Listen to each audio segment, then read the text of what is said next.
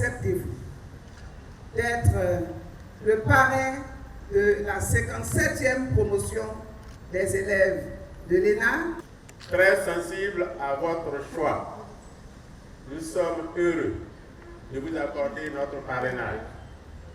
Dorénavant, votre promotion portera le nom de promotion Eugène Aka Aoulé, dont la devise sera discipline, solidarité, excellence. La cérémonie de baptême qui se tient à l'esplanade de l'ENA à Cocody permet au directeur général de la prestigieuse école de partager avec l'assistance des informations sur l'effectif. La 57e promotion compte 341 élèves issus des concours directs, 90 des concours professionnels, 11 recrutés en qualité d'auditeurs libres et 8 à titre étranger. Il convient d'indiquer que la promotion compte 166 femmes, soit 36,88% de l'effectif total. Ils ont plus généralement tous obtenu des moyennes comprises entre 16 et 12. La ministre de la fonction publique, Anne Désiré Ouloto, rappelle aux nouveaux fonctionnaires les attentes de l'État de Côte d'Ivoire. Chers élèves, l'administration publique qui vous recevra attend de vous que vous soyez à la hauteur des charges et responsabilités qui vous seront confiées. Elle attend que vous lui apportiez votre fraîcheur intellectuelle et l'engagement de votre jeunesse pour lui insuffler une dynamique nouvelle. Le parrain de cette 57e promotion, parlant de probité et de l'ivoirien nouveau, le docteur Eugène Aka Aoulé, ne manque pas d'adresser quelques recommandations aux 450 fonctionnaires prêts à servir la nation. L'administration publique, sous le leadership admiré du président de la République, s'est profondément transformée dans ses méthodes et ses outils, tout en s'imposant comme exigence de disposer de cadres et d'agents compétents.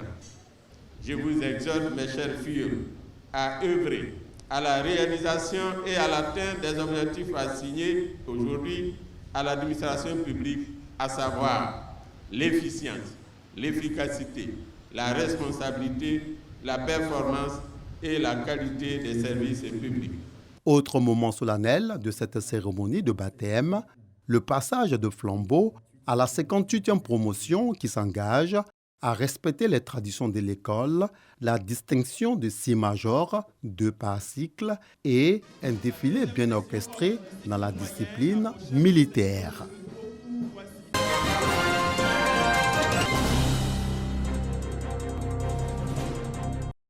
Une remise de matériel orthopédique comprenant des fauteuils roulants, des béquilles, des cannes anglaises et des appareils auditifs d'une valeur de plus de 500 millions de francs CFA. C'était lors de la commémoration de la 30e édition de la Journée internationale des personnes handicapées. Cette journée a été l'occasion pour les heureux bénéficiaires de se pencher sur les défis auxquels ils font face en Côte d'Ivoire, mais aussi de présenter les avancées. Ça nous fait plaisir parce que vraiment nous avons reçu plus de dons que d'habitude.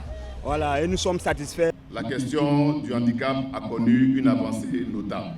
Sur un total de 2000 personnes handicapées recrutées à la fonction publique depuis 1997, près de 1258 personnes, soit 63% d'entre elles, sont devenues fonctionnaires. Le ministre de l'Emploi et de la Protection sociale, Adama Kamara, porte un message de solidarité et d'amour à l'endroit des personnes en situation de handicap. La Côte d'Ivoire, à l'instar de tous les autres pays du monde entier, s'est résolument engagée dans la protection des personnes en situation de handicap.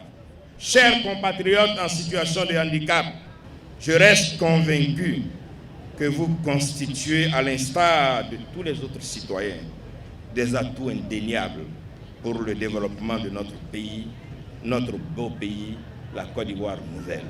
Parrainant cette cérémonie, Adama Bictogo, président de l'Assemblée nationale, félicite la mise en place de ce cadre afin de prôner des valeurs de paix et d'égalité. C'est une journée qui met en avant quelque chose d'essentiel dans la dimension humaine, la dignité.